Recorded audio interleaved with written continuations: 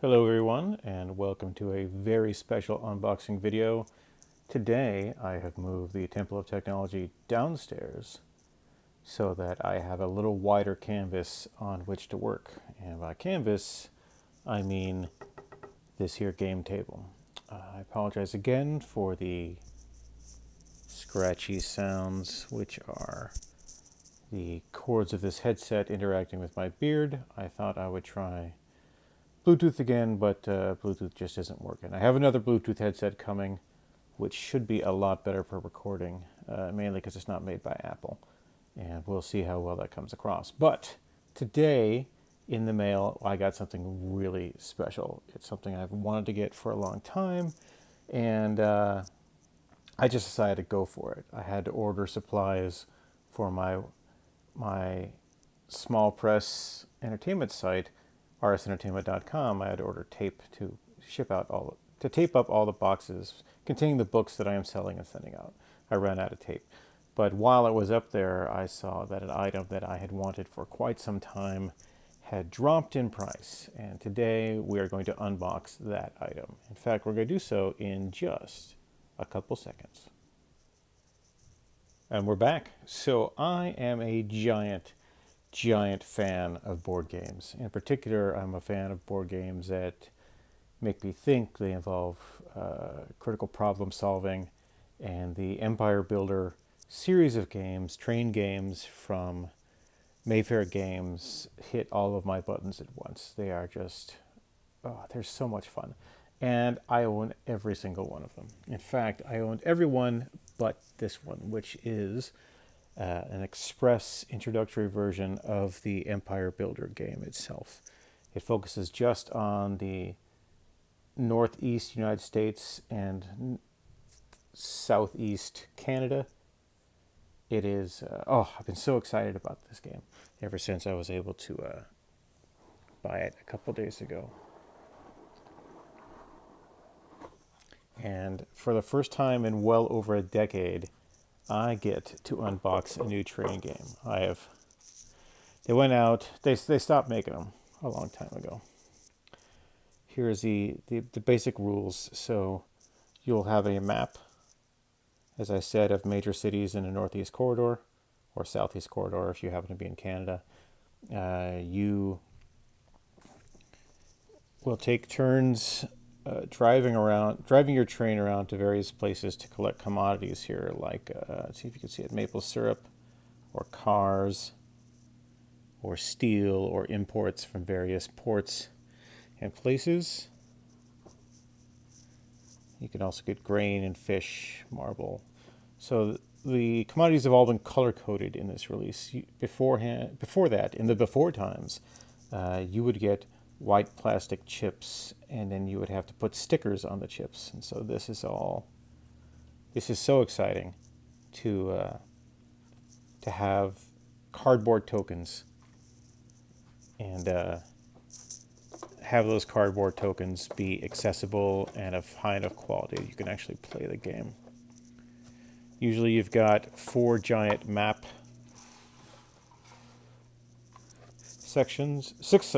sections rather. This one just has 4.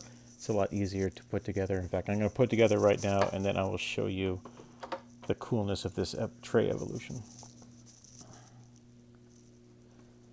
So it's kind of hard to screw this up.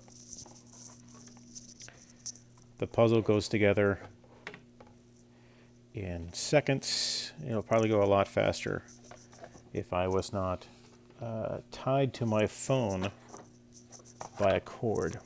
Now, the cardboard is a bit... I'm going to say I'm disappointed in the cardboard in that it is bowed up, probably because this game was sitting in the warehouse for a long time. I'm going to have to flatten out this cardboard to make the game playable, because it is not playable like that. But there is the board. You see, you have just a few cities. You've got Chicago, Washington, D.C., which I don't know why it's that big when Pittsburgh and Columbus are not that big. But Chicago, Washington, D.C., New York, and Boston. Typically, this game works in a fashion that you have to connect all but one or all but two of these major cities as you draw rail lines between everything. There's only 4 cities here, so it's a lot faster. In fact, it says here, the game ends when a player has at least 150 million and each player has had an equal number of turns. Wow. So they've removed the connected cities requirement for win, that victory condition, which, to be honest, makes the game go a lot faster. In fact, there's a serious bunch of stuff that you can do to make that speed along. I believe the number of commodities for everything is lowered. They've this game is played because you will select, everyone is a rival rail builder, and your rail building empire and your locomotive is represented on the map by one of these plastic tokens. You will use the crayon. See, it says crayon right there.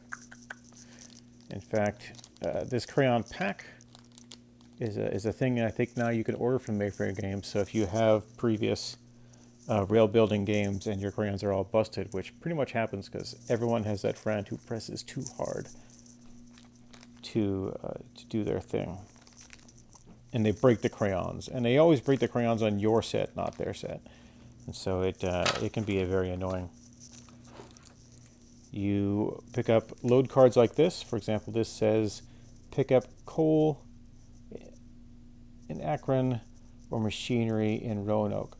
Typically, these cards in the expanded game have 3 different loads on them that you can pick up. This one only has 2. Again, the game is going to go faster. In fact, it looks like the dollar amounts for those are higher than they normally are. And then you've got more loads. These cards are also bent, which makes me sad. I didn't pay a lot for the game. In fact, I should have paid full price, a couple of years ago. I always pick these games up at conventions when I'm at a convention. So the fact that I haven't been to conventions in some time is a huge deal, and a reason why I have not purchased this game, because I wanted to buy it from a local vendor. But, conventions are done. They're over with for a while until everyone gets vaccinated and everyone learns to take some personal fucking responsibility for themselves. And I don't see that happening anytime soon.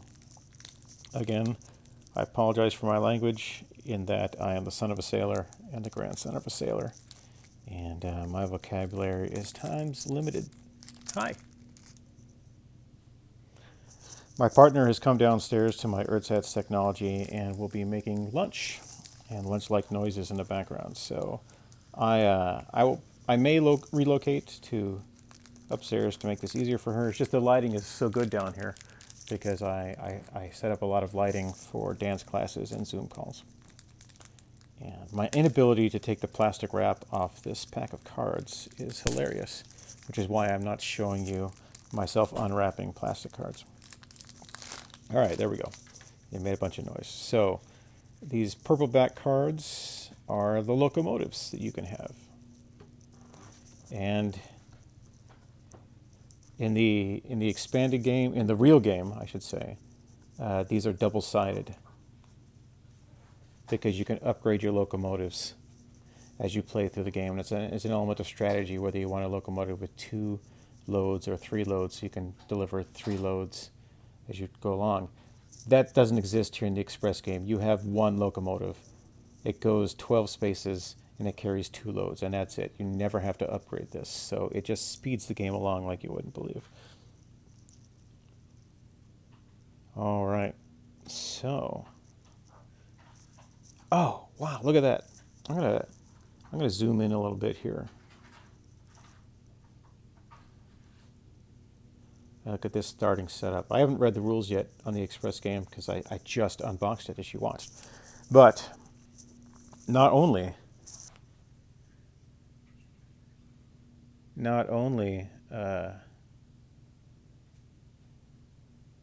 I'm sorry. I lost my ability to speak. All right. So it's set up expressly for the 4-player game, I think. It's saying here that you can, if you really want to do the very fast setup, you play 4 players with orange, red, blue, and green, and you play with tracks already built out to make things go faster, and specific demand cards, so you can get your stuff squared away. It really is designed to get you in and playing the game as fast as possible. And I think I'm going to do that if I can get this board squared away. It's a mess to have the board bent like this. It makes the game unplayable. So I'm going to have to press these under heavy things for a while to make it square up. But that's what we'll do. And there's one more thing I want to show you before I put this into the press down machine, which is, a couple bricks, is how well this works. So this, there they are. So this tray that sits inside the box is one of my favorite board game inventions, because this is the exact same tray that is used for the expanded game, the real game, not the express game. And it has holders for, the cards, so that when you are not playing the game, in the crazy world where you're not playing the game and it sits upon your shelf, the cards can sit there. You can break out the various bits of money. It's a bank out making money, and it sits there in the bank. This, there is where your crayons go, like so. And then this well here would be where your tokens go.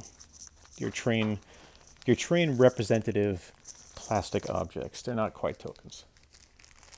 I actually expected I would be very happy about just getting the tape, but being able to get this board game and play rail games like this without the 1 hour's setup time, or having friends around, because friends are kind of important.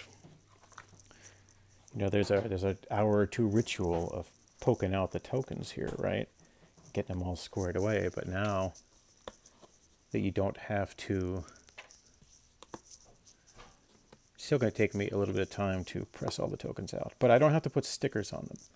And not having to put stickers on them saves so much time.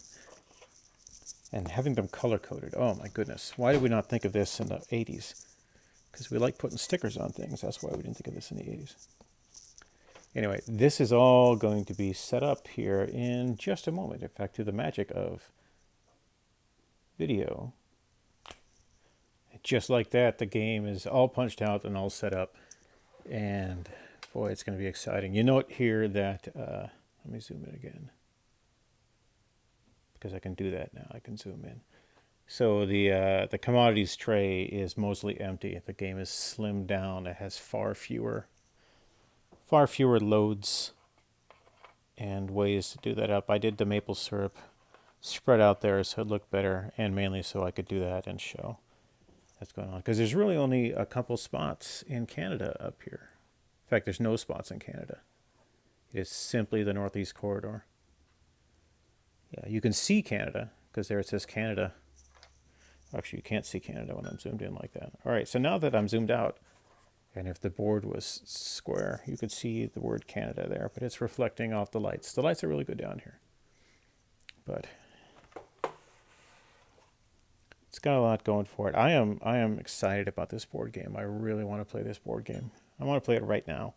But I'm going to figure out a way that I can live stream this and maybe do a little Twitch gaming today. This definitely counts as retro gaming. So I gotta fix this board. Look at this. This is crazy. That's no good. It's no bueno. That's what that is. That is officially no bueno. Have the board be all bent like that. But I'm gonna put this back in the box, which is the second most fun thing you could do with these games, is put them back in the box. It's got, oh my goodness. Yeah. So look there. We got shows all the loads and the cities where they come from. Oh, basic rules. And you start there, like I said, with 4 colors, 4-player game. You start with railroad's already built, and then you build out from there as you deliver. It's really exciting. Oh my goodness. I shouldn't be this happy about a board game, but I am. I'm really happy about this board game, and I'm so happy about it that I'm hoping that they do more express games. So here is a listing of all the Empire Builder games. Here's Empire Builder itself. I have two different versions of this, the original and then the expanded version that has Mexico. I even have a paper expansion board that fits onto the board so that you can play Mexico in the original version. But there's Euro rails, Russian rails, British rails, lunar rails where you're actually building on the moon, Martian rails where you're building on Mars, India rails, Australian rails, China rails, Nippon rails, and here we are, Empire Express, where we can teach you how to play the game. There is also a version of this game called Iron Dragon, where you're doing this same sort of stuff. You're drawing with crayons between mileposts, and you're delivering loads, and you're upgrading your trains. But you're doing it in a fantasy world where the trains are actually dragons that have been cruelly enslaved by putting wheels on them and told to pull loads. It's a happy family building game of genetic slavery, but it's fun and it's huge and it takes many hours to play, and I would of course need other humans to play that. But for now, I'll be able to play this base game relatively quickly, I think, given how it's all set up. And once I get the things squared away, it'll be fine. There are other train games that Mayfair makes. They're not as fun as these. In my opinion, they're not as fun. But I have Silverton here, where it's about, it's a lot of rules and it's a lot of extra. Silverton, maybe you can't see it, Silverton. There you go. It's not in focus. It shouldn't be in focus. Don't worry about it. But it's more complicated than these crayon train games. However, Station Master here is a quick card game that's a lot of fun. And one that I've been looking at for quite some time is aeroplanes. I want to see how the aeroplanes work because it's a historical simulation, as it says here, about commercial aviation, 20 years, 1919 and 1939. And it's going to be a lot of fun. Someday I'll get that. And there's this automobile one here I've never seen before. Maybe because I'm not paying attention, but I will get that, and I will look at it and play it. I'll actually look it up online. But that's it. That's all I got. I managed to drag out the unboxing of a simple board game to the full 20-minute runtime, more or less, of what I've got going on. So, if you like unboxing games like this, if you like to see the idiot with a microphone make an absolute fool of himself, sometimes swear, sometimes drink, please like this video, subscribe to the channel. If you're into science fiction, as I am, please go to my storefront, arsentertainment.com, where I support independent authors and the stories that they tell. I also sell books, and I write books too. So please check out the websites.